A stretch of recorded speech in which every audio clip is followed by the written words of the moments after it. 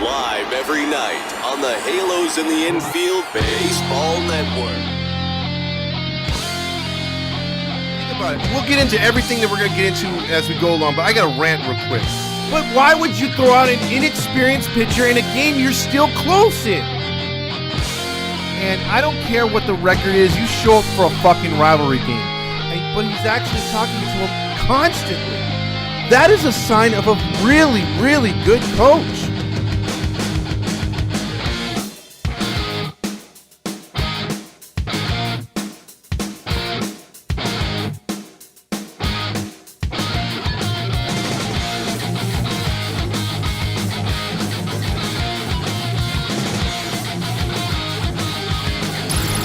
It's the Todd Fox Postgame Podcast with your host, Todd Fox. Because the only thing I want to yell is, fuck! Well, not tonight, I don't. I'm welcoming everyone in as it's the Todd Fox Postgame Show. We're not going to talk too much about the Angels-Phillies tonight because we have special guests. I got Fernando with me, and I got Brian Crosby from Marvel, and a guy that you might know from Game 6, the one, the only, Scott Spiezio, and we're going to be here doing multiple things, taking your questions and answers, but also learning how to draw the rally monkey, right? That's right. All right, so I want to say hi to everybody out there. Hello. Hey, Thanks for having me on. Yeah, so I'll go after Scott. Hey, everybody. Thanks for having us on, guys. There you go. So we're going to be taking your questions and concerns about anything related to baseball, Marvel, and as a fan, I mean, it's a day when we've gotten so much bad news. We already had this planned, but it just seems to be a good little cover for what's been going on. And we'll ignore the game. Maybe we'll talk that later today or tomorrow, whatever. Who cares? Let's talk about Angels baseball in whole, your fandom, and also you're getting a chance to talk to Scott Spiezio and Brian from Marvel. And all your comic book, I know a lot of you guys love Marvel out there. So let's keep the questions and comments going, shall we? And what do you guys want to get off to first here, or opening comments? Well, for starters, I want to say thanks everyone for joining us who's coming on the live stream. Second of all, I want to thank Brian and thank Scott for their time.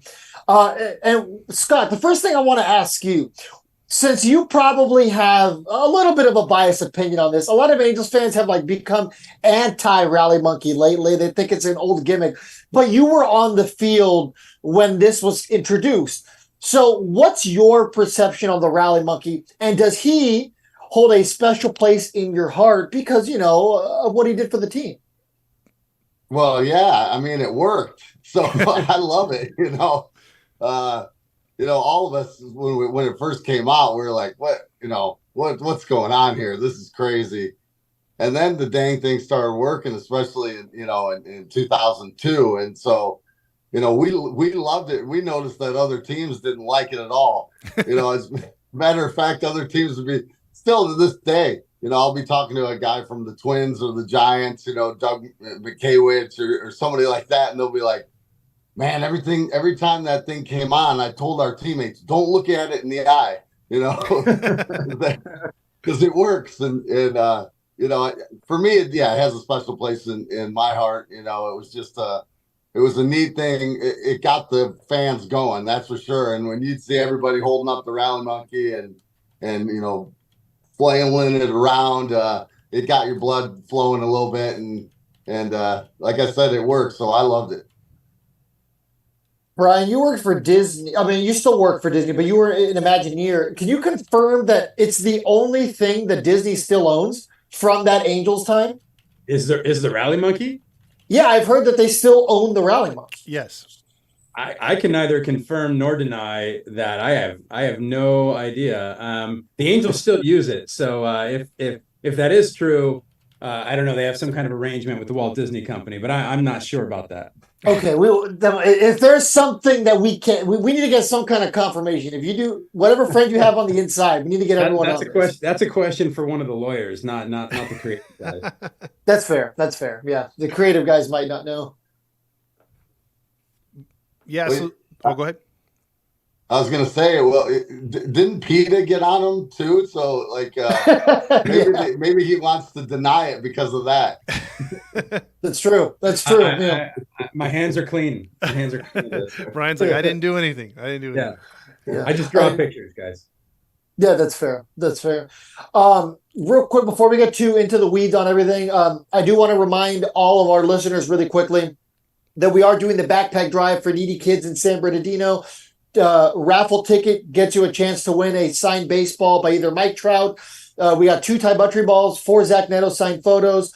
All the money goes to a good cause. So if you guys want to help any local kids get some school supplies, make sure to let us know. The links are in our social medias.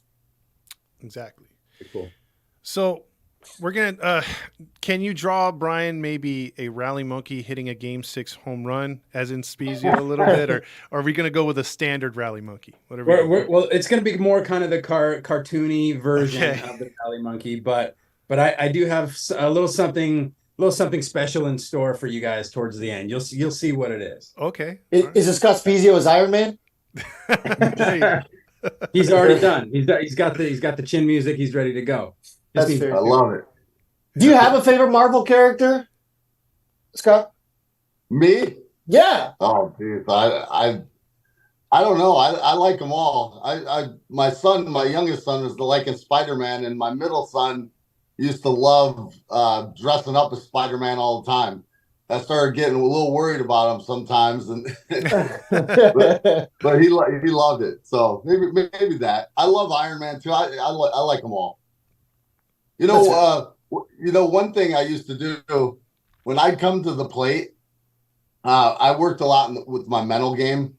So when I visualize at night, I visualize myself succeeding the night before, and I'd see myself, against the pitcher, the starting pitcher, the relievers, and the closers.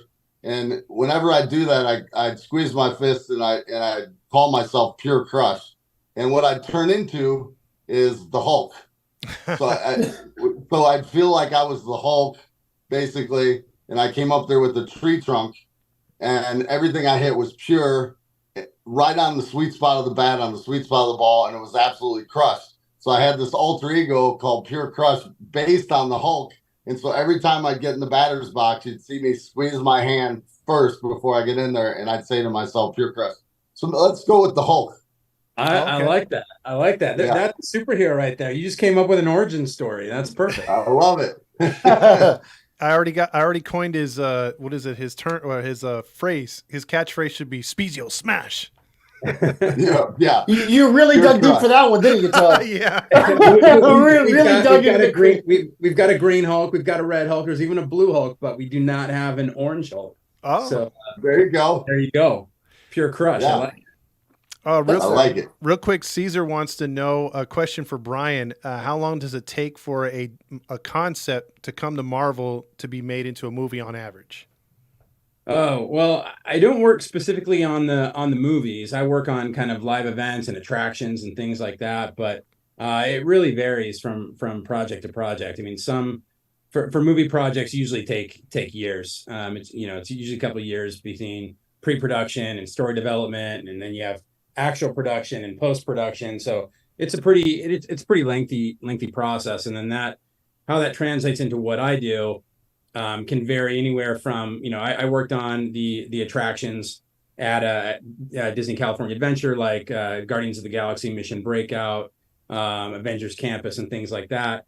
And all those things were years in development, kind of honing in on the right concept, developing it, going through approvals, design, and lots and lots of people touch it. So I never like to say, oh, I did this or I did that, because it's truly a team effort that requires everybody to come together.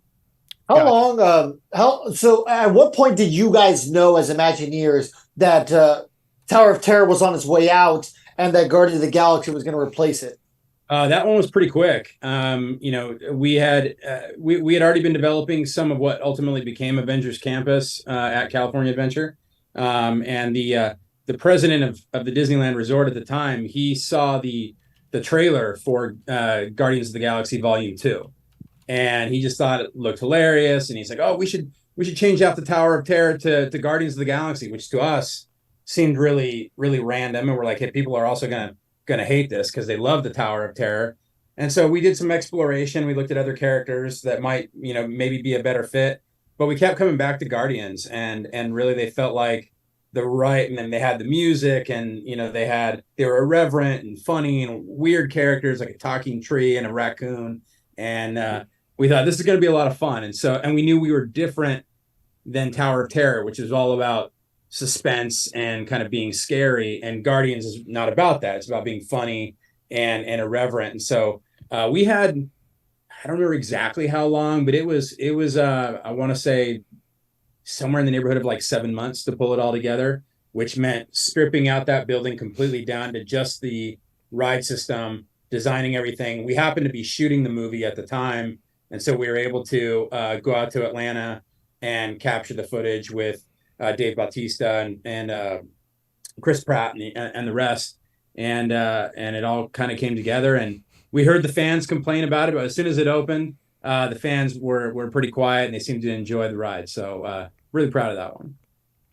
One of the comments on here by Hayes says they need to change the ride to the Tower of Artie Moreno. That'd be too scary for the kids. That's a good one. We'll have some. That would break down halfway through the ride, so that's no good. Let me ask you. I'm sorry, Spiez. I know you got to be down the middle, but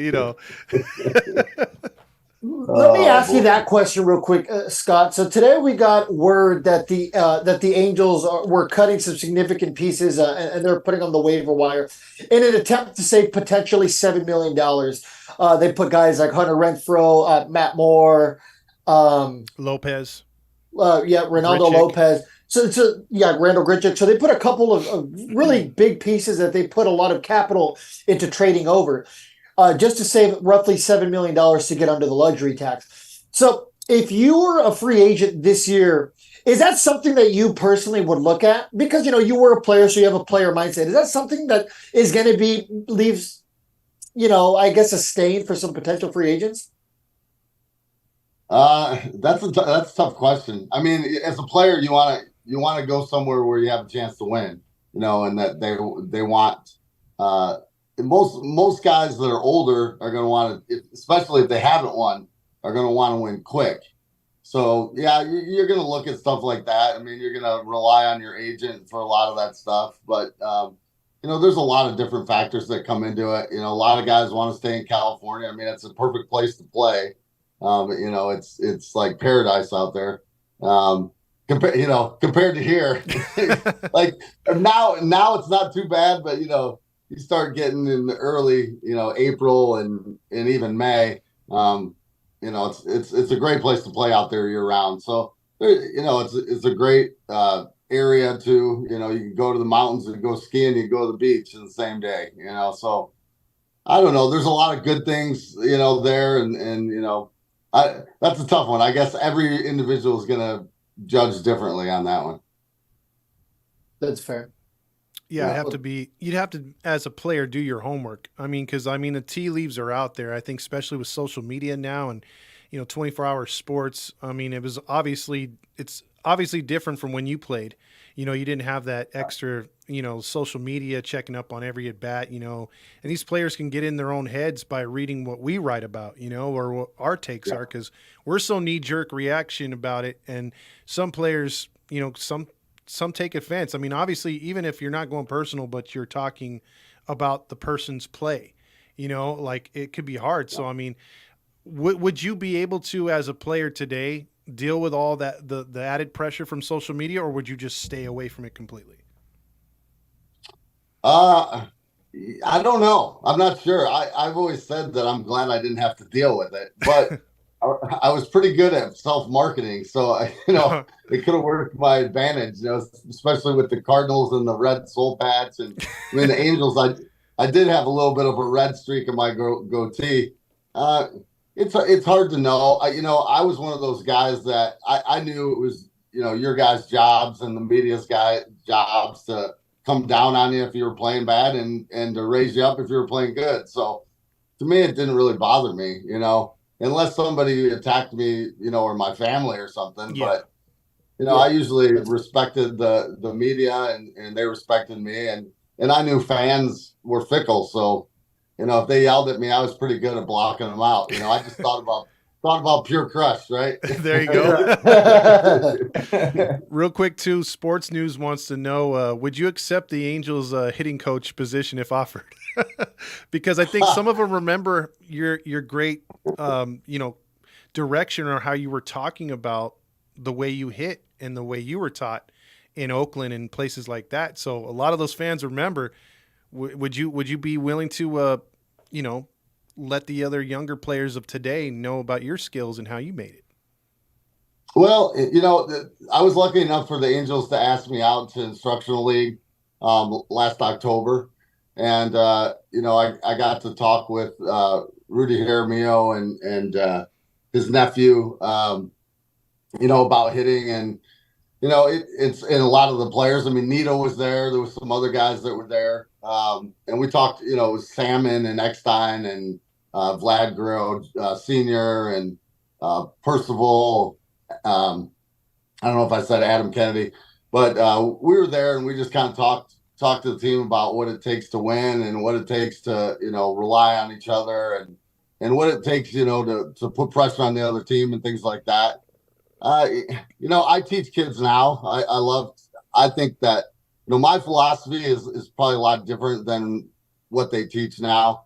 So it would all depend on if they really wanted me or not, and to teach the way I wanted, I don't know how many guys would listen to me anymore. But, I think there's a lot of things that I'm worried on what to say here because, there's some philosophies that I don't really like, and there's some philosophies that I think could definitely help. And I don't know if there's teams that are willing to listen to guys like me anymore. Well, can I just say, to be a fly on the wall in that room with you and Vladdy and Salmon, and I mean, that's the stuff I would want to see on social media. Correct. As a fan. Like that, that's amazing. Like, how cool. That just sounds fantastic. What a cool room. Yeah, it was fun, and we told them exactly the way we felt, and the reception was awesome. The coaches, the minor league coaches, the major league coaches that were there, even the sabermetrics guys, there was guys calling them the nerd herd. We know that was you, Scott. Right, that was me. Yeah. I'm the MIT grad walking around, right? But it was cool to kind of get to understand their side of it, and I think there's definitely some use for it. Sometimes I think it gets overused, especially with hitters. I think pitchers, you can definitely use the heck out of it. Hitters, sometimes I think if you overload a hitter, it can do more bad than good. And the one thing that, as far as hitting goes, I wish that they get more into the feel of things than just pure mechanics, because you can have perfect mechanics, and if you're not mentally sound and you don't have that feel at the plate and that good approach, it doesn't matter how good your mechanics are. Correct. A couple of quick comments before we get back to Brian here. It said, question to everyone. I'll save that one for after. But Halo Joe said he was in Palm Springs and had tickets to see Paul Rodriguez. Someone screamed in the middle of the show, "Angels won the World Series." The crowd cheered. Paul was pissed because he was a Dodger fan. So he just wanted to let you know about that. And then Alfonso said, Todd, how about Scott Spiezio pulling Erstad, Adam Kennedy as some coaches to coach the Angels squad if open? Would you bring in some ex-players from the 2002 season, or from maybe even the Cardinals championship team you were on, if you had a staff? Yeah, this I always see Erstad as a manager, and I'm always teasing them, hey, when you get back into it, bring me along. I know Eckstein loves to teach. We all love to teach. I mean, Salmon, Kennedy, Percival, we all love it. We've all been around it after playing, and It's just if we got the opportunity, would we be able to teach what we've learned?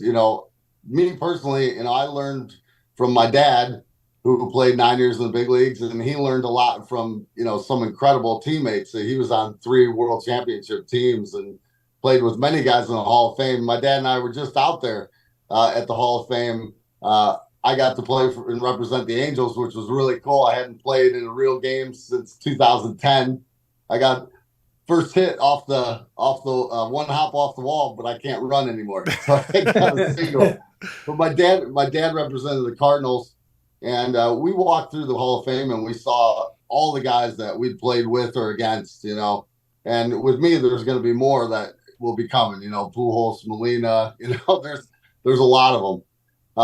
And so we got all this knowledge, with the guys we play. I used to take notes from, McGuire and Salmon and Garrett Anderson and Edgar Martinez and Pujols. And so I've used all those guys, including hitting coaches like Mickey Hatcher, Hal McRae, Paul Molitor, Don Baylor.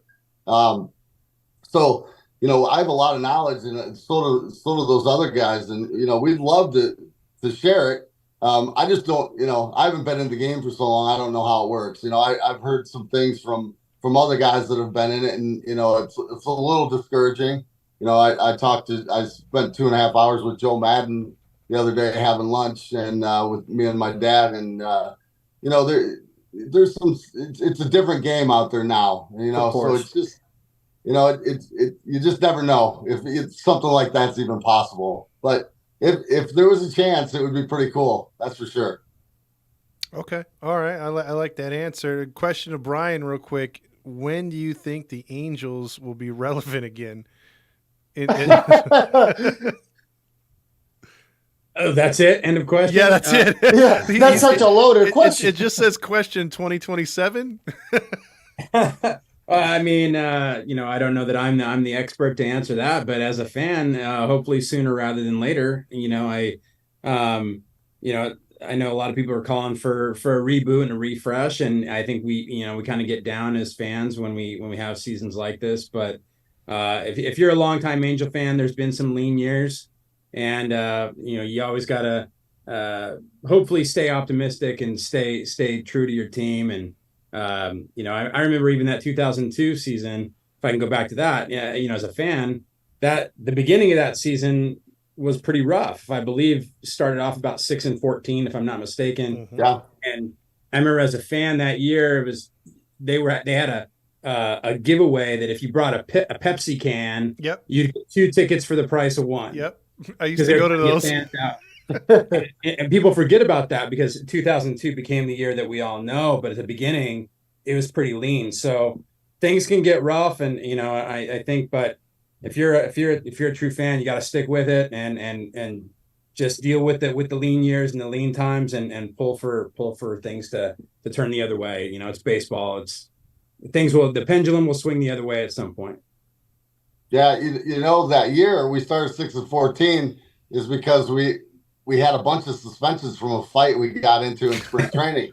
So maybe they need to get into a big fight in spring training. There we go. Start the year with staggered suspensions. Light a little fire in March. That's what I'm talking about. Yeah, right. There you go.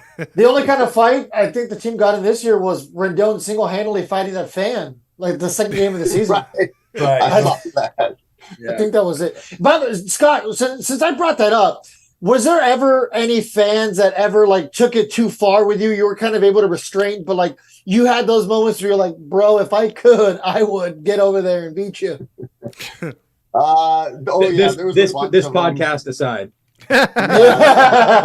There's a bunch of them, especially you get to New York and Philadelphia. There was one guy that actually, it was pretty funny. We were in Milwaukee, and I think it was my rookie year. And so anytime I'm close to Chicago, when somebody says, hey, Scott, or, hey, Spiez, something like that, I looked because I thought maybe it was somebody from my hometown in Morris, Illinois. So I'm on the on-deck circle, and somebody's yelling, and he's like, hey, Scott, hey, Spiez. And so I look up, and he's like, hey, is your dad Ed Spiezio? And I just said, shook my head yes. And he goes, well, that makes 2 generations of mediocre ball players. Oh, man. And I started laughing, and I actually tipped my hat. So that's a pretty good one there. I'll give you that one. By the way, there's some hecklers that are clever. They go out of their way to do a little bit of research, and there's some guys who are just like, "Oh, you're a punk," and you're like, "Whatever." James Malou from Bellflower, big shout out. He's a huge Angels fan. He said, "Hey, Spies, Sand Frog." Yes, yeah. I got the amp back there and the guitars. Now my son is in a band, so for everybody out there, I think they're releasing their album October 6th. Their band name is Kangaroo Court, and I think their big single is Something's Gotta Give. So you can go on YouTube and see the video, and they've got a couple of Spark Ranger, I think, is another song, and they've got Instagram account. So check them out. Cody Spiezio is the drummer. Got long hair. Now I've got a gym, basketball court back there, and they practice out there. So they're coming down Thursday to practice. Oh, nice. You're not going to be getting much sleep. They're practicing from 12 to 3. Oh, okay. So that's good. We're all right. Yeah. There you go. Just follow them on I follow them on our Instagram account. There you go. All right. Very good. Very good. And then our resident Artie Moreno account on YouTube just checked in and said, "Hey, Spiezio, we need you. 2 years, $600 million." I'm there. Yeah. I'll jog there for that much. There you go. Frederick also says greatest home run in Angels history. There you go, right there. And thank you. Another question by Little Wayne: who was Spiezio's funniest, or who was the funniest Angels teammate you had? The funniest? Yeah. Oh boy. Percy had some dry sense of humor. Same with Erstad. A lot of people don't get to see that stuff. It was a great bunch of guys. Orlando Palmero was really funny. Really? Yeah. There was a lot of fun. Weber. Oh, Ben Weber. I could see that. Ben was really funny. He still is. Every time I see him, he's like, "Come here, boy," and he's like hugging me and like kissing my cheek. And, he's fun. That reunion. It was really nice of the team to bring us out and put us up. They put us up at Pelican Hills, and we got to spend 3 days together. And it's like you just walked out of the clubhouse and back in like a day later, even though it was 20 years ago. Just the bonds that you form with those guys when you win a championship it's just an unbelievable thing. It's like a brotherhood. I know I could call any of them up right now and say, "Hey man, I need to talk," and they'd be like, "Yep, all right, let's go." That's cool. So it's pretty awesome. Cool. Yeah. Was Socha funny? Like I feel like I get some like dad humor vibes from him. Oh yeah, Socha was great. So was Joe Madden. I mean, Hatcher is like one of the guys. Rally caps. Oh yeah. I had a little red strip in my goatee, and I started doing it. I drew some red streaks in my hair and in my goatee when the A's came into town in 2002 for paint, and we did paint the town red day. Everybody showed up in t-shirts, so I went out and did that, and I was hitting so well. Whenever the red started coming out of it, when I'd go on deck, he'd take a little red Sharpie and fill it in for me. It worked. And I got super hot during the playoffs. But yeah, Socha was hilarious. I mean, in spring training, he'd basically do practical jokes on people. And, he'd ask the rookies, "Hey, you got any hobbies?" And the rookie would say, "Oh, I like to cook." And he'd go, "Okay, well, tomorrow," he'd say, "Who's your friend?" "Oh, this guy and this guy." "Okay, you three are going to go out and make spaghetti and meatballs for the whole team, and then you're going to give the bill to salmon," and or one guy'd say, he'd go, "Hey, what are you doing this weekend?" We're going to go to the Chandler ostrich races." "Okay, well, here's what you're going to do. You're going to go there and you're going to bring a live ostrich in here on Monday," and sure enough, these rookies are bringing a live ostrich into the clubhouse. Wow. And they got all the the Dominican players are running out of the place, grande pollo, it was some funny stuff. Yeah, we had a good time. That's awesome. That's awesome. Also, that's the stories that we love to hear, man. I mean, because that's the loose clubhouse, something that like we haven't heard from in a while. So that's pretty cool. Halo Joe says, any chance Brian Galacticus will make an appearance in the upcoming Marvel movie? Oh, I can't even speak to any of the future Marvel movie stuff, so I'm not going to even go there. I thought we were going to get a little inside information here. No, I can't speak to that stuff. So I really don't know. I have one inside information question I want to ask Brian before we draw the rally monkey. I know that's got to be coming up now. Yeah. I want to ask Brian. So you said that you guys were toying around a couple of other ideas besides Guardians of the Galaxy for the Twilight Zone Tower of Terror. Are you allowed to share any of those? Like that, maybe some of the ones that were kind of far in development. Sure. Yeah. We took a look at, the characters that you might expect, right? Spider-Man was on our list. We thought about, how that elevator has that up and down sensation. Could there be something there?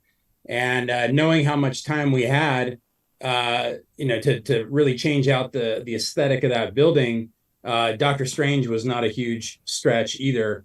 But the more we thought about those characters and they're so big and bombastic, and they do, like you think about like the Hulk, like these characters are huge, and so they need a lot of room to play. And when you're sitting in that elevator shaft and you've got essentially a movie screen in front of you, you want to try and confine the action to that space. And so by having the Guardians in there who don't really have superpowers per se, having them held in captivity allowed us to frame them in that space and not get too big with the story.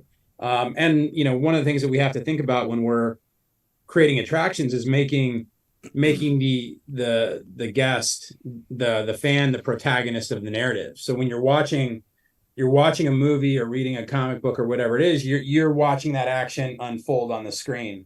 But when you go on a ride or an attraction, you become the hero of the story. So it has to be about you. So how do we put you in? So if you think about going on Space Mountain, you're not watching somebody else fly around in a rocket. You're the one on the rocket ship, right? So you become the star of that story. So that was something that we talked a lot about, and how do we make that all come together? And one of the things that we've been doing a lot is in my job is working in pro sports. We've been doing a lot of Marvel superhero days. We just we're in the middle of our Marvel Defenders of the Diamond program with minor league baseball, and one having designed attractions. When I think about all of those events that we do when we're trying to bring Marvel into baseball, or bring Marvel into the NFL or whatever it is, I think holistically about what that narrative is. That the music, the sights, the sounds, everything that you see and experience needs to reinforce that story and that experience, so that you feel baseball. You feel that baseball and Marvel are coming together. And so we put a lot of care and thought into that. Think about the fan experience. True. All right. Thanks for sharing that. Yeah, because that's I think that's the thing, that to engage the fans on a ride like that, it's pretty cool. I mean, it's definitely an upgrade from the original Tower of Terror, because I think that a lot of people thought, the MCU getting involved was going to mess up the ride. I thought it made it a lot better. Yeah. I was one of those Disney traditionalists, right? Yeah, I was like, oh God, how dare they? The Tower of Terror is like, for the longest time, was like one of the only rides at DCA that was, an e-ticket aside from Soarin' and California Screaming. That was really the e-ticket. Yeah, my friend was like, dude, like, make their own ride. Have the MCU make their own ride. But no, it greatly improved it. They 2+'d it, like they used to say. Glad you like it. Absolutely. Now you guys make me. I want to go out there now and ride the dang thing. Now you got me. We'll go out there. We'll ride it together, Scott. It sounds awesome. All right. There you go. That's the guy to ride it with. So exactly. Perfect. Oh, one quick question before we get into the drawing, because that's what we're going to do, the drawing of the Rally Monkey. Brian wants to know, to ask Scott here, what was his thoughts on the Disney management, how they treat the players at the time? To be clear, this is not me asking that question. Yeah, that's another Brian. My bad. What did you think of? What did you think of the Disney year, Scott? Yeah. I didn't have any issues with them. I thought it was pretty cool, like the stuff that they came up with on the scoreboard and stuff, and the revamping the stadium, because I played in that stadium when it was still a football stadium, and it wasn't fun to play in. So, and since then, it's one of my favorite stadiums to play in. So I thought they did a great job with it. They turned everything around. We won, and even after I was gone, they still were a winning team for a while there. And so, and there was a lot of stars that came by. I remember John Travolta being up in the box with Jackie Autry, and I think it was Michael Eisner, right, at the time. Yeah, right? Yeah. Did you get to meet Michael Eisner, by the way? I think I did once, but not real, official or anything. But I didn't have any problem with it.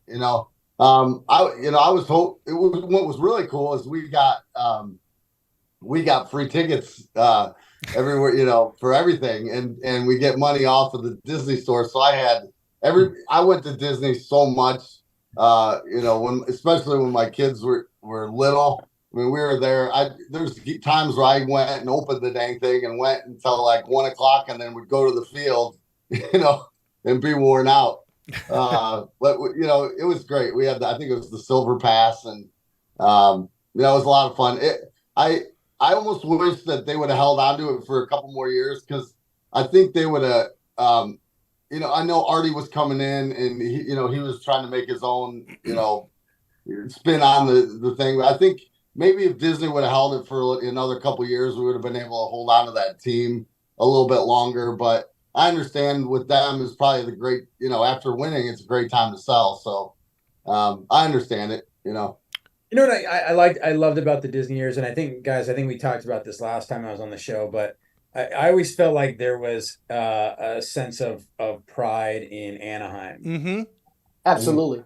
Between renaming the team to the Anaheim Angels, and the Mighty Ducks of Anaheim across the street, and putting Anaheim on the jersey, and even in the Disney years, it was when it was on the sleeve. I just felt like there was really this sense of pride in the city of Anaheim, and I always thought that was cool. I feel like we've lost that a little bit in recent years, and I did always enjoy that about and Disney probably it helps them, right, for people to know where Anaheim is, what Anaheim is about, and but I always enjoy that. I thought that was pretty cool.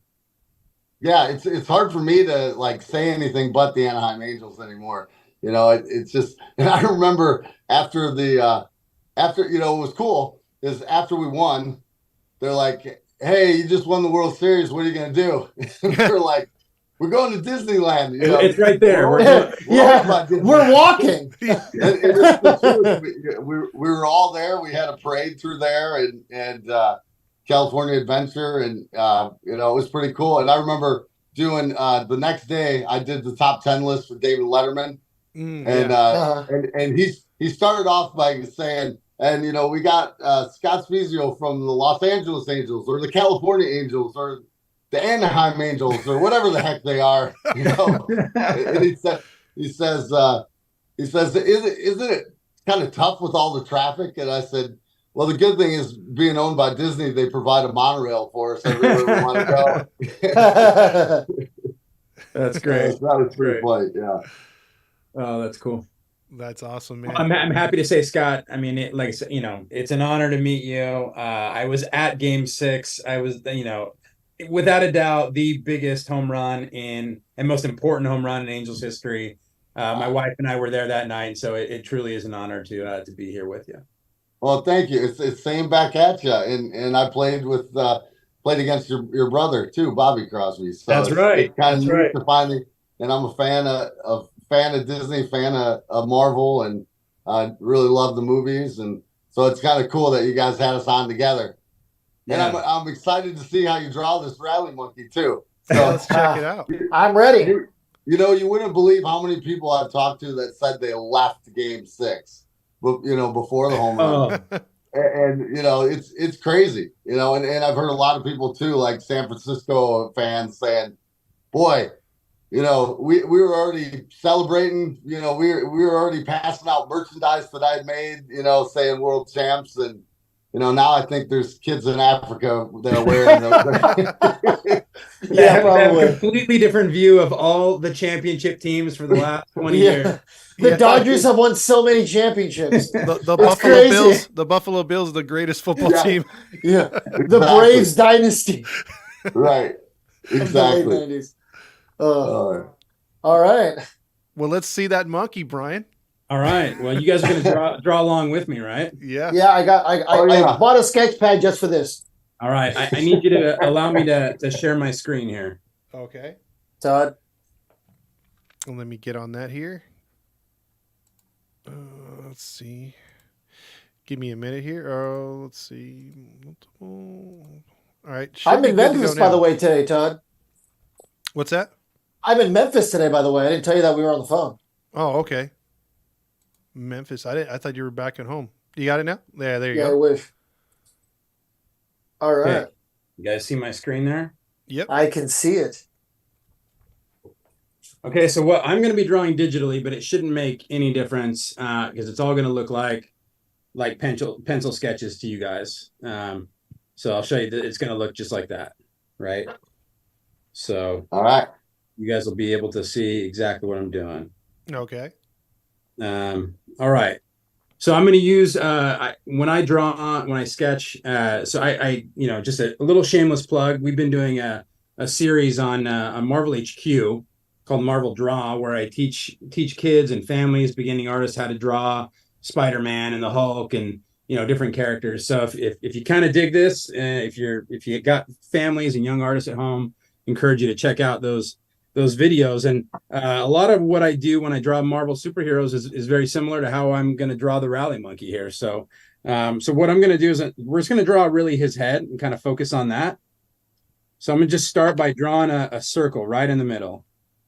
So you can be kind of loose and sketchy with it. Doesn't need to be perfect. We're gonna go over it later on with a darker color. And he's going to be looking kind of off and up to the right. And so imagine this being a sphere. So we're going to draw a center line that goes around that ball, just like that. I'm already on my second page. I already messed up that bad. Say, all right, well, that's not a circle. It's a square. You guys see it okay? Yeah, I can see it. All right. So now we're going to do a little nose. So it's just kind of a little oval, right about halfway up. Okay. All right. So now just under that, we're going to do the top lip of his mouth. So it kind of is a swoop.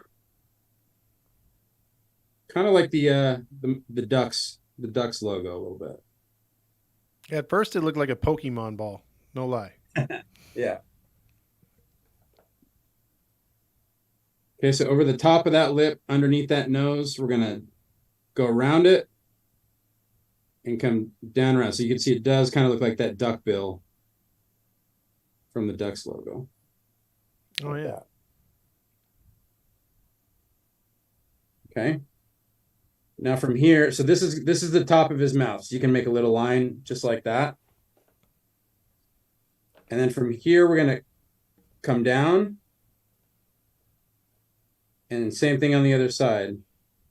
And it meets right there. You guys can tell me to slow down if I'm going too fast at any point here.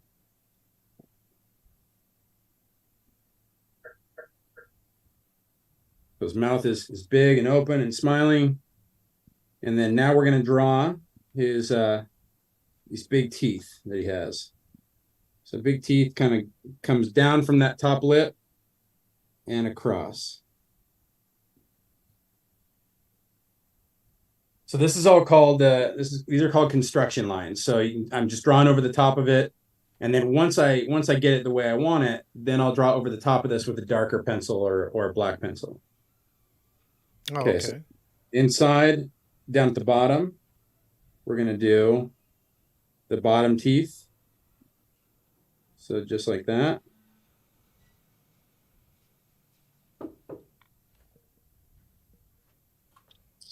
And then his tongue is going to sit inside. So it's a arch and then another arch. You see his tongue sitting inside there. The mouth of my rally monkey is way too large. That's okay. That's okay. All right. We're going to draw the inside of his mouth. So this is all going to be, this will all be black inside here eventually. Just like that. Okay, so now we're going to come on the outside of that mouth on the side. We're going to come down, just follow the same line that we did before, and then create that bottom lip.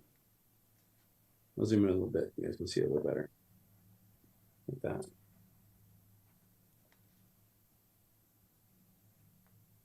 Am I going up too fast? Are you guys good? No, we're good.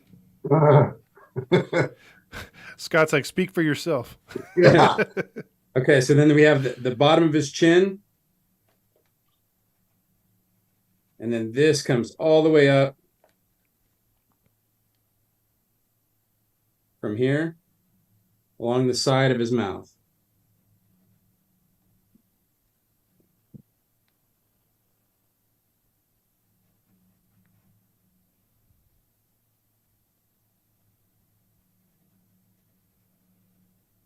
Once you've done that, now we're going to go around and down. Just around that. That creates that crease in the side of his mouth over there.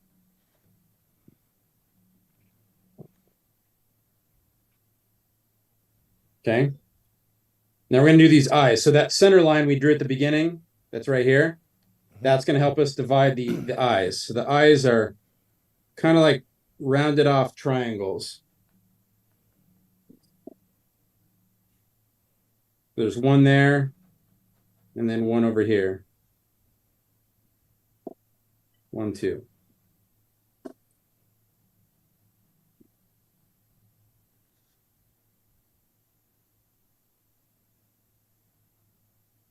And we draw a little oval inside there, 1 and 2. And those will be black as well. And I leave a little white for a little highlight in the eye. Just like that.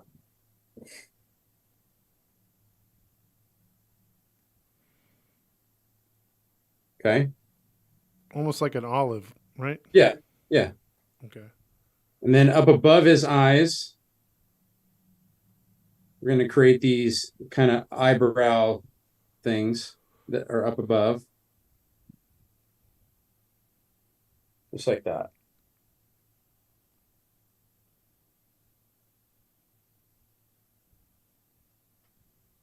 And now he's got some hair. So we got to have hair that kind of shoots out from that, excuse me, where the eyebrow and that cheek meet. And so you're going to create these kind of hairlines that come out like this.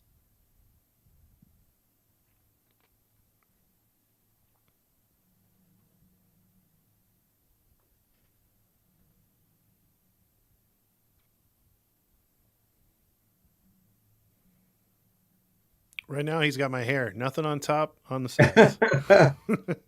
So on the other side, you got a little bit of a suggestion of that cheek and then a little bit of hair on that side. You have to go too crazy, just a little bit over there. Just Okay. to show that there's the other side of his head. And then he's got a tuft of hair that comes out the top right here. Kind of shoots out the top.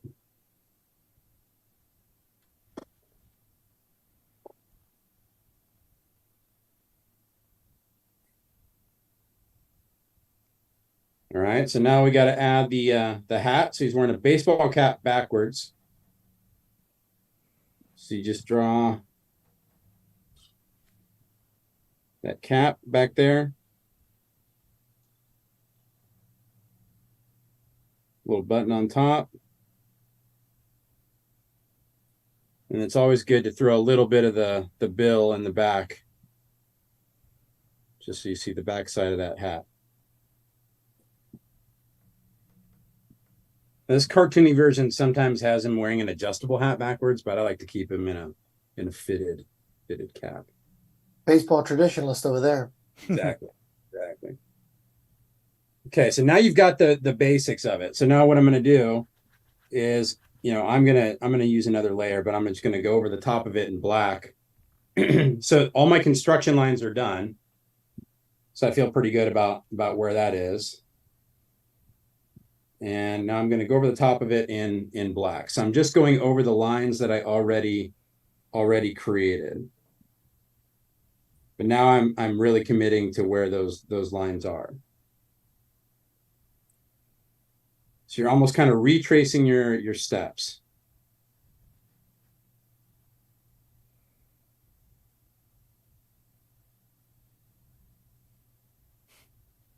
So do this the entire way around? Yep. Okay.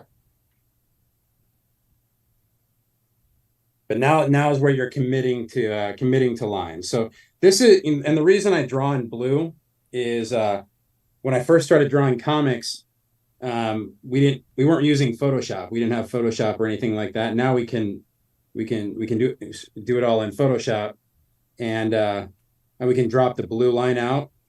But in the early days of comics, we drew in blue, and we used what was called a non-photo blue pencil. And so when we Xerox it, the blue line wouldn't show up. So it would just be our tight finished lines.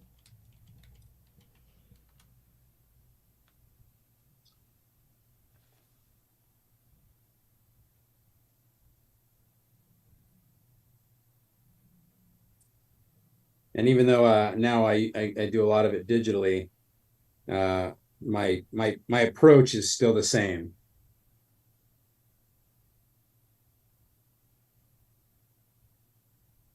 And I think just, as I'm sure Scott can attest, if you want to get good at anything, you just gotta practice. You gotta do it over and over, a lot of repetition. Well, I can't speak on everyone's behalf, but I'm certainly not coming for your job anytime soon. Me neither. Well, that's part of it. Is I gotta make it sound easy, but also show how difficult it is, so I have a little job security as well. Yeah, Right. that's fair. Bob Iger, if you're watching this. Okay, so there's that lip. So we'll go in and do those eyes. Yeah, Bob Iger is watching this. You want to buy the Angels? Please do. Yeah. Man.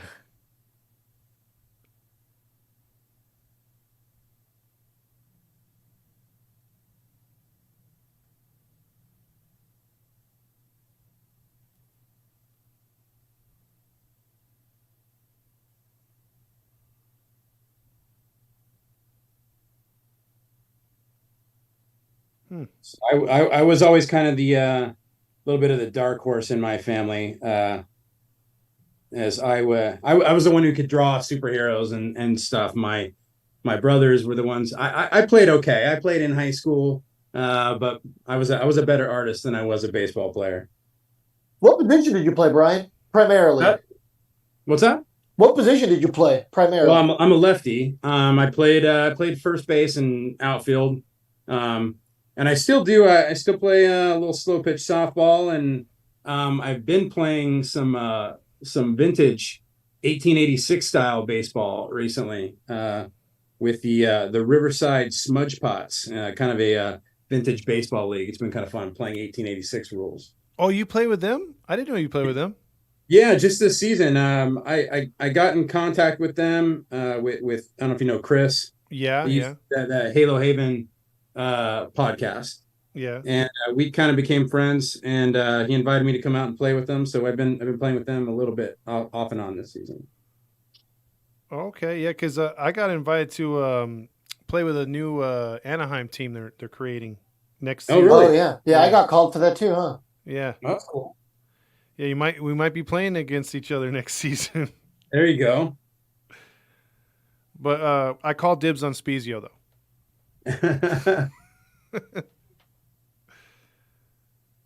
All right, so now I'm just cleaning up these lines. I really messed up on my cheek. I feel like that's where I went wrong. Like if I'm like now that I'm critiquing it. That's all right. Mine's Don't gonna be look true. interesting. Yeah, mine looks more like the duck, the mighty duck, than it looks like the rally monkey right now. Kind of like Mr. Toad, also. That's okay. Those are great characters.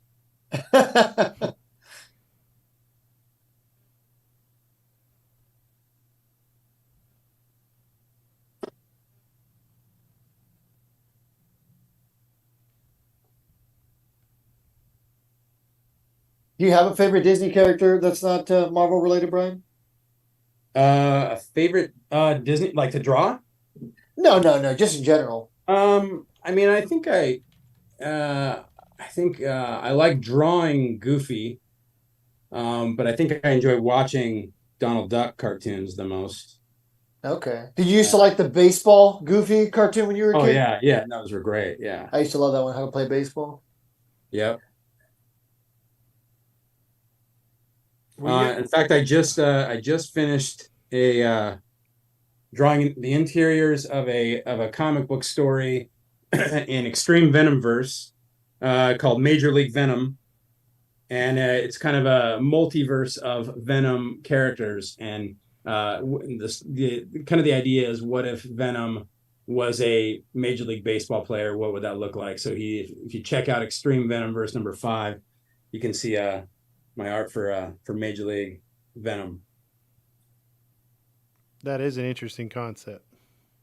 All right, so I told you guys there was going to be a little bit of a surprise. So you Is it notice restarting? I have not drawn the chin yet, so I'm going to do something a little fun down here. Ah, All There right, you now go. I get it. I like it. There you go.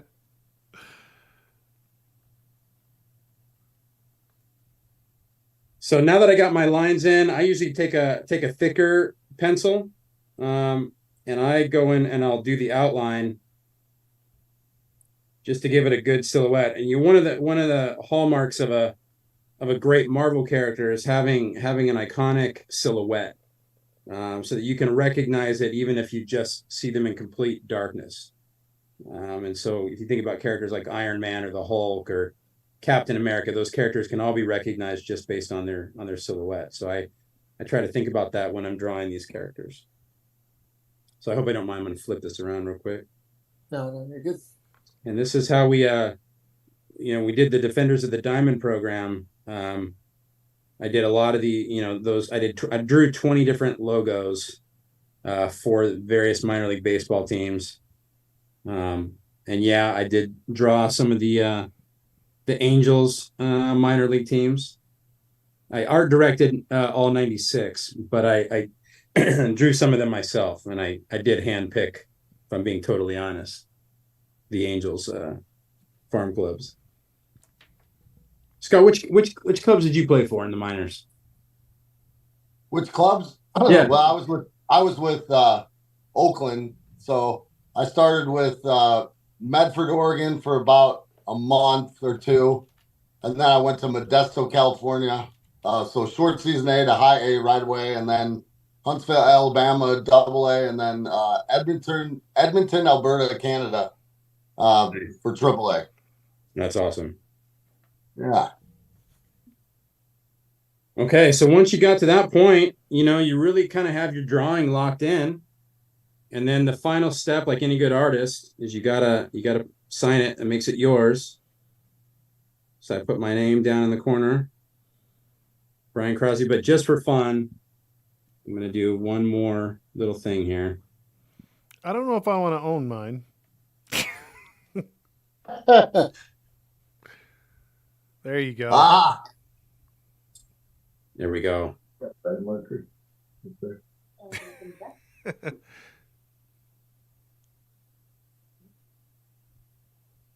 Not bad. I'm gonna call this the Pure Crush version of I like it. Rally Monkey.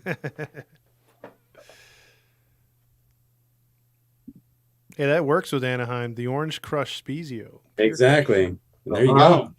There you have it, guys. That looks awesome. Man. Are we going to be showing how ours look, Todd? Oh, 100%. 100%. Fernando, we got to see the work. I won't critique you. I mean, you will once we get off. Yeah, let's see how it looks. How you want to share yours first, or how's that work on there? Oh no, Todd, you're going first. Oh, I'm going first.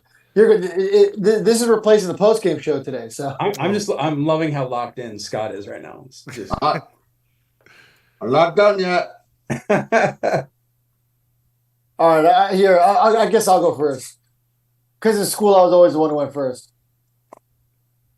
There you go. That's not bad. No, look how big his cheek is. It looks like he's like chewing tobacco, which is fine. He's got a little child. He's got a little child, little red cheek. Yeah, exactly. There we go. Well, that's it. I'm not gonna try to bad. redo this when I get home. But yeah. I feel about as nervous as I would when because I did this one in pen. I didn't bring my pencil down, so the first one looks very scary, and then the one on the bottom is one I did without the lines right there. So, Hey, There you go. not There bad. you go. Okay. All right, Mr. Spiezio, you're up. All right. Oh, Nice. Hey, Oh, that's awesome. Jeez, that's really good. Number Brian, 20. I'm selling it. I'm selling it on eBay. As you should. That was great. pretty good. Not I'm bad. blown away. I Yeah. like it. Would you All right, consider maybe yourself an artist, Scott? I am a little nervous for my job now after seeing Scott's work. I just copied off you. That's all I had to do. My sister, my middle sister, was a really good artist, and so I took art 1 and art 2 in high school. I wasn't very good, but I had fun doing it. I like doing it. Very cool. Were you the kind of in the class when it got a little boring to you? You know, during math or something, you doodle and do some cool drawings like that, or what? Yeah, I used to draw monster trucks. There all you the go. time. Fair enough. Great. How digger. many- How many practice sessions did you take, Brian, to learn how to draw the rally monkey? I did it a couple times. Okay. Just I mean, so like I said, once I kind of know the mechanics of it, and then when I see it, then I can kind of break it down. So when I do this fast and I'm doing it quick on my own, I don't necessarily think through all the steps, like, when I'm going step by step of what you have to do. So I kind of have to reverse engineer it. So I look at how to draw it, figure out how to make it my own, and learn how to teach it. So yeah, it's been fun. We started doing these Marvel draw videos during the pandemic when we didn't have things like Comic-Con and these big events, and so it was a way for us to connect with the fans when people were at home, and we were getting great responses from people all over the world that were getting to draw along with me. So it's been pretty cool. We've kept it up, since then. That's awesome. Teaching a whole new generation of how to draw Disney characters in Marvel. That's pretty dope. Yeah, actually, one of the fun things I got to do is I did we did a program with Topps. If you're on the Topps Bunt app, so it's like digital baseball cards, and we did a partnership between Marvel and Topps, and we turned, I think, 6 or 7 different Major League Baseball players into superheroes. And it came across my desk in email, and I had a list of all the players we were going to do, and Mike Trout was on the list, and so I did raise my hand. I'm like, I think I need to take that one on myself. So You're like, I will carry the burden. Yeah, if you pick it up on my Instagram, you'll see my superhero version of Mike Trout. But all I can think about now is drawing Pure Crush. It's in my head. We got to make it happen. Scott, and if Kangaroo Court needs a logo, you have them hit me up. I love it. For sure, they'd love it. So then for the movies, you said it takes like 4 or 5 years for the residuals and everything start piling in, right? Yeah, right. That's He's all- right. He's all, let me send you my address. Yeah, right.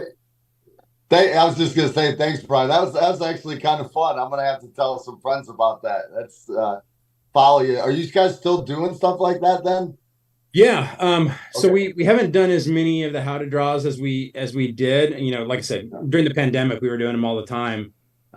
We still do them on occasion though. And we have a pretty big digital presence, but I post art on my Instagram pretty regularly whenever I'm in airports and drawing and things like that. But yeah, there's probably, I don't know, maybe 20 different videos for kids that want to learn how to draw Spider-Man or Captain Marvel, learn how to make the Fantastic Four logo or whatever it is. You know, we did a bunch of different. Or you want to learn how to draw Thor's hammer. So we had some fun doing those. That's love it. awesome. You guys are getting a lot of love on here. Also, Sports News says Scott and Brian taking their time out to do a Q&A is drawing is more productive than the Angels lineup today. So we get some sarcasm in there, but they're loving the drawings, and a good job on the patch right there, the soul patch there for Spies, Brian. I love Of it. course, 100%, 100%. And one quick question for Spies. Hearing the thunder sticks on the field, man, what was that like? Oh, unbelievable! The first time I heard them, I couldn't believe it. We were all looking at each other like, "Holy cow!" They don't look like they're going to be loud, but when everybody starts banging them, man, it gets loud. And I remember, Sosha telling us, you guys got to really make sure you're using hand signals and arm signals on pop-ups because you might not be able to hear. But it was a huge advantage. At least I felt. We had the Rally Monkeys, we had the Thunder Sticks, and we had the fans involved, and it was awesome playing at home. The playoffs and at the end of that year, especially in 2002. Well, that was the year the red was introduced. So like the sea of red in the stadium was such a special year. My kids are only two of them were around and they were very young during that time, and I tell them all the time about how fun that was, just to be an Angel fan, to be in the community. People, everybody had an Angel flag on their car, and Oh yeah. it was a great year. So thank you Scott for making that. Yeah, a lot of fans are saying that in the comments as well. Thank you for the experiences and the memories, man. It was amazing, amazing time. It was fun for me too. So thank you guys for helping us get there, helping us get over the hump. That's for sure. Damn right. Another question about the Angels. What was your reaction to the red? Coming off, obviously wearing the pinstripes before, like Brian was talking about. Now, them going to the red logos. Did you like that look? Yeah. Did you guys feel better in those jerseys at the time? Yeah, I know I did. I wasn't a big fan of the other uniforms. I mean, they were okay, but I really like the new uniforms and logos. I think they're kind of classic. I still love them.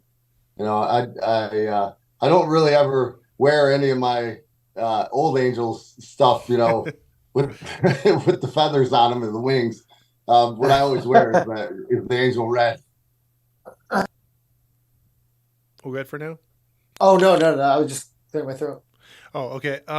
Yeah, and then what is it? Let's see. We got a couple more questions here. Yeah, some people saying the pinstripes did suck. Love the Anaheim on the chest. Were you there when they took that off the chest, Spies? Or I don't know. I don't know. When did they take it off? was that 03 or 04, guys? Do you guys remember? I want to say it was 04. Yeah. Because it didn't last. It didn't last long. Yeah, I was gone after 03. Yeah. I didn't want to be, but I was. Yeah. Hey, you went on to win another championship, so I did. And that, I went to the Mariners, which ended up being horrible for me. But I got hurt, and then a bunch of other crazy stuff happened. Mostly my own doing. But Yeah, it was really it was cool to be able to go on and play with the Cardinals. We had a lot of the Angel guys there. We had Eck and Edmonds and Percival came and Kennedy came, and so it was fun. A lot, after when we clinched in 2002, when we were in Texas, I picked up Eckstein and I threw him into the ice, the big trough full of champagne bottles and stuff, and then I jumped in it. And then, so every time we'd win, a series, I'd do the same thing. So when I went to the Cardinals, when we clinched, I looked at him and he just jumped in my arms and boom, we did the same thing all the way through. And that was a special time for me too, because my dad had won two with the Cardinals, and I got to wear my dad's number 26. So it was special. But that team with the first championship with the Angels is something that I'll never forget, and I know the fans won't either. Hey Scott, what years did your dad play with St. Louis? My dad he signed in '63 out of college, and by '64 he was in the World Series with the Yankees, or with the Cardinals versus the Yankees. He didn't play in the World Series, but he was available. He was on the bench. And then he played in all the way through '68. So they went to the series in '64. Beat the Yankees in 7. '67 they beat the Red Sox in 7, and then they lost in 7 to Detroit. And then we of course beat Detroit in 2006. '69 he was taken in the expansion with the Padres, and a lot of people don't know it, but he's got the first hit, first RBI, first run scored, and first home run in Padre history. Wow, it was that's awesome.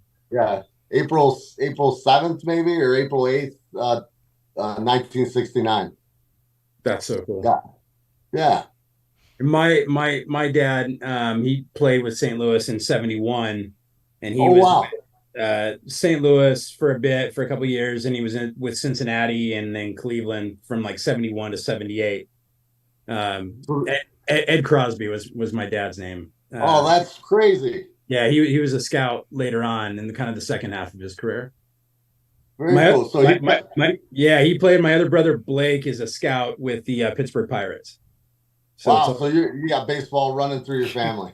Yeah, you and me both, man. That's really cool. And now we're both professional artists. Yeah, that's right. Yeah. So send me the contract. Yeah. You're hired, man. Spiezio's gonna be the newest Marvel comic book drawer. That's cool, man. Yeah. That's cool. Oh, that'd be funny. All right. Is that all we got? I think so for tonight. I think we taught some people how to draw the rally monkey, and shared some stories, and then tried to get some information out of Brian, but I think he's holding back. Not getting anything out of me. See, he's like, no lawsuits for me. And then hearing about Scott and his son's band. Where to check that out again, if you want to put that out one more time? Kangaroo Court. There you go. Kangaroo Court. Yeah, and the song, one of their big songs so far is Something's Gotta Give. Something's Gotta Give. Cool. All right. Hey, well, Brian, when's the next Comic-Con? Is it going to be in LA, or is it San Diego? The next one we have is New York Comic-Con in October. So if anybody's in the New York area, or come on over and say hi at the Marvel booth, I'll be there. Okay, so they don't have anything scheduled back here then, huh? Back here on the West Coast? Yeah. No, not until next year. We'll have San Diego and D23 Expo next year. Okay, well, if you don't see Scott in New York, because Scott, with his talent, he should bring it over there to practice a little bit and then go out there. If not, wait to the West Coast, get a year under his belt, and then be ready to unleash the Spiezio drawings. I like it. I haven't gone to D23 since like 2013. Was that they have one in 2013, right? Yeah, maybe it's every other year. Okay. Yeah, so we don't have one this year. Well, there's a smaller one in Orlando called Destination D23, but the big event will be next year in Anaheim. You're trying to make it out to that one. Oh, real quick, Dan said Adam Kennedy has been coaching his kid out there in Costa Mesa, and yeah, Dan, Scott talked about doing some coaching over there in Chicago, right? The Chicago area or close to that area. Yeah, I'm in my hometown. Morris, Illinois, and I after 2002, I built a facility for myself to work out in, and I wasn't using it, and I figured right when COVID happened, I figured I'm going to open this thing up and start teaching kids the fundamentals, because a lot of the stuff I was seeing on the internet was not right. And Correct. so I wanted to make sure that I was teaching them the right way, and it's been amazing. And it's cool. Not only do I talk about that, but a lot of people know my story about getting addicted to alcohol and drugs later in my career, my last year, and then recovering. I'm 5.5 years sober, and so I talk about baseball, I talk about work ethic, I talk about making good choices, setting goals, and then also the dangers of drugs and alcohol. So I talk to schools and churches and things like that, and real involved with my church. So it's really cool to be involved with your community again, because for a long time I wasn't here, and so it's fun to see my friends' kids now growing up and doing well in the community and in baseball, and so it's been a blessing for sure. Are you going to be writing a book about your experiences at all, or have you? Or yeah, I've been in the process of it, but it's a lot harder than you think. You got to go back and read a bunch of articles to kind of jog your memory. It's just, I don't know how much in detail I want to go into. Oh, okay. But no, I mean, like in the book, not here. Oh, okay. There's some things that they make for a good story, but then I don't know about the repercussions. But eventually I'll do it. I think I owe it to people to share my story, and I usually say it's to give other people hope. Especially those that are suffering from addiction.